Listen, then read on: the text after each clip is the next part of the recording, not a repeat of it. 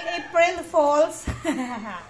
Magluluto ako ng broccoli. May napanood ako sa YouTube. Kay lutong bahay ni Tatay. Diba?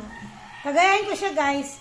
Yung sa kanya, broccoli, oyster sauce, tsaka bawang. Ako, lalagyan ko siya ng hipon. Pwede ba yun?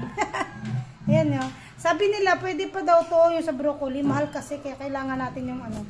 Kunin natin ito. Tanggalin lang natin yung balat. Basta. Ito na lahat yung nakuha ko dun sa isang tali ng broccoli. Ayan. Mag-start na akong magluto. Maraming bawang to. Ito na nga, guys. Meron akong bawang. Ito. Hipon. Malalaking hipon to, guys. Broccoli. Diba?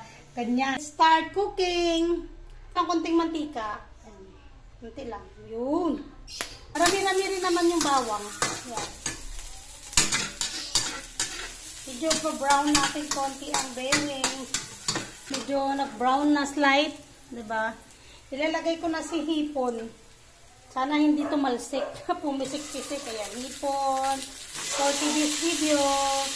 Almusal ko to, guys. Ako lang kakain yan. Kumain na yung asawa ko, yung tirang ulam. Hindi siya nakapag-antay. Diba? Hindi na pinag-hipon.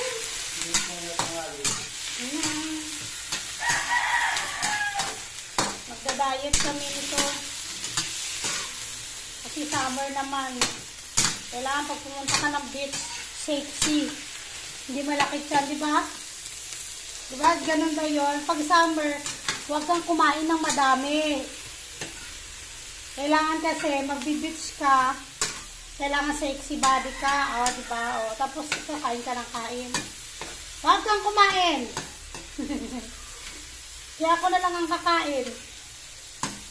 Kasi hindi naman ako uwi. Bali dito lang ako.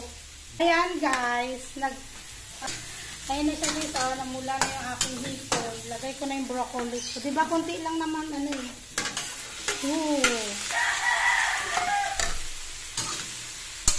Ano kaya lasa nito?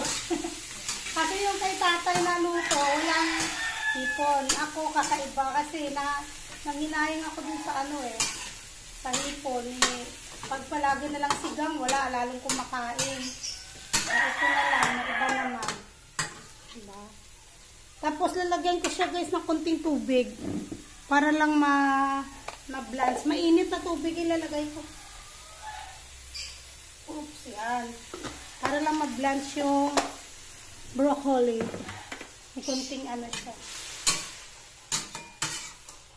Bahala na si Batman ito. Bango. Wala pa nga oyster sauce. Mabango na. Lalagyan ko siya ng paminta. Bahala dyan. Kanya-kanya discard ito. Lagyan ko ng konting paminta, guys. Para magkalasa naman yung hipon. Ba? Kasi, hindi na ako maglalagay ng asin. Kasi yung oyster sauce, medyo maalat yun. Ganyan lang siya. Tapos, guys, takpan ko muna ng ilang minutes. Lagyan ko siya, guys, ng takip saglit lang. Yan. Ayan, guys, binuksan ko na. Medyo lata ng konti. Ayan na. Pwede na ako maglagay ng oyster sauce. Ito na ng oyster sauce. Mga tira-tira na lang pang oyster sauce namin, guys. Tira-tira. Tansya-tansya lang, guys. Busin ko na to lahat siguro yung oyster sauce namin. Ito, guys, mayroon pa, Yan, dagdagan ko ng konting oyster sauce. Yes. Lovers in the night. Magpapakanta ka na lang, guys. Pokman nga. Ito yung kutsara.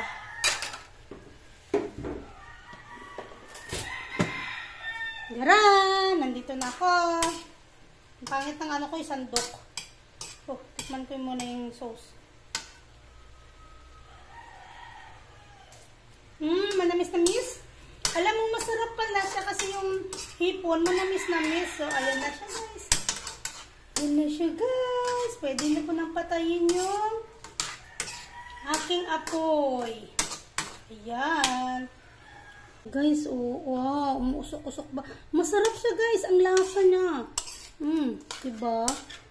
Kawali na lang, hindi ako magaling sa plating. Diba guys? Ayan. Ito na ang aking ulam for today's video. Thank you for watching.